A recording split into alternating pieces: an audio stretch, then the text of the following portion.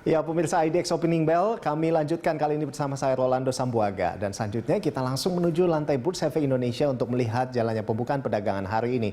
Dan di sana sudah ada rekan Kristo Suryokusumo dan juru kamera Sartika Harahap.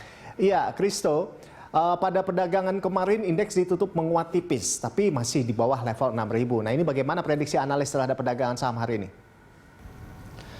Ya baik Rolando, meskipun kemarin indeks ditutup masih di bawah level 6.000, namun untuk perdagangan hari ini sejumlah analis memprediksi bahwa indeks harga saham gabungan akan kembali melanjutkan penguatan setelah pada perdagangan Kamis kemarin indeks ditutup menguat di level 5.994 ataupun menguat tipis sebesar 0,02%. Di mana pada perdagangan kemarin juga salah satu sektor yang juga memberikan dorongan paling besar adalah sektor aneka industri dengan kenaikan 3,09%, diikuti sektor infrastruktur sebesar 0,48%. Namun sebelum itu Rolando, kita akan melihat bagaimana pembukaan perdagangan pada hari ini, dan sekarang kita akan melihat langsung ke layar Bursa Efek Indonesia. Dan sambil menunggu pembukaan perdagangan, sejumlah analis memprediksi bahwa indeks akan bergerak di rentang 5.943 hingga 6.066, ini dari Victoria Sekuritas, searah dan juga searah dengan Bursa Wall Street, di mana Bursa Asia juga mencatatkan rebound pada perdagangan Kamis kemarin. Dan juga Rolando, saat ini perdagangan sudah dibuka, indeks dibuka menguat sebesar 0,12% atau 0,07% di level 5.999,48 ataupun level 6.000 atau sebesar 5,53 basis poin. Dan juga untuk volume transaksi perdagangan pada pembukaan perdagangan hari ini tercatat sudah ada sekitar 260 juta lembar saham yang sudah diperdagangkan.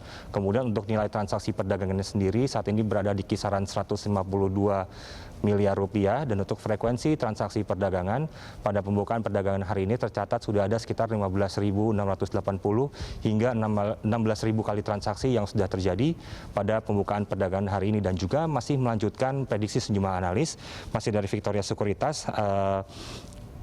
Menguatnya Bursa Asia juga mencatatkan rebound pada perdagangan Kamis kemarin juga memang masih sejalan dengan penurunan US Treasury Yield 10 year ke level 1,55% pada tanggal 21 April kemarin.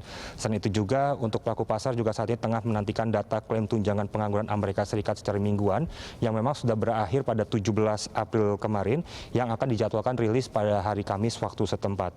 Selain itu, Fintraco Sekuritas juga memprediksikan bahwa indeks masih akan terus menguat meskipun IHSG pada perdagangan kemarin ditutup di bawah level psikologis 6.000 setelah bergerak secara fluktuatif pada perdagangan Kamis kemarin. Dan juga salah satu faktor yang memicu hal tersebut adalah tentang antisipasi pelaku pasar terhadap data pertumbuhan ekonomi Indonesia kuartal 1 tahun 2021 yang akan dirilis pada 5 Mei mendatang.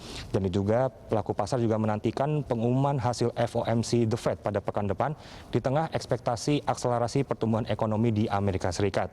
Selain itu juga masih adanya kekhawatiran potensi capital outflow. Pelaku pasar juga mencermati perkembangan kasus baru COVID-19 secara global yang cenderung meningkat dalam beberapa pekan terakhir.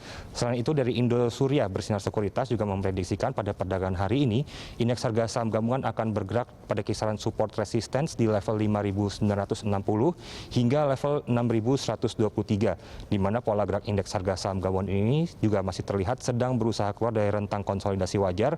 Namun hingga saat ini support level terdekat terlihat masih dapat terjaga dengan kuat, di mana hal ini juga melihat fundamental perekonomian Indonesia yang masih terjaga dengan cukup kuat dan dapat terlihat dari beberapa data perekonomian yang sudah dirilis sebelumnya. Rolando.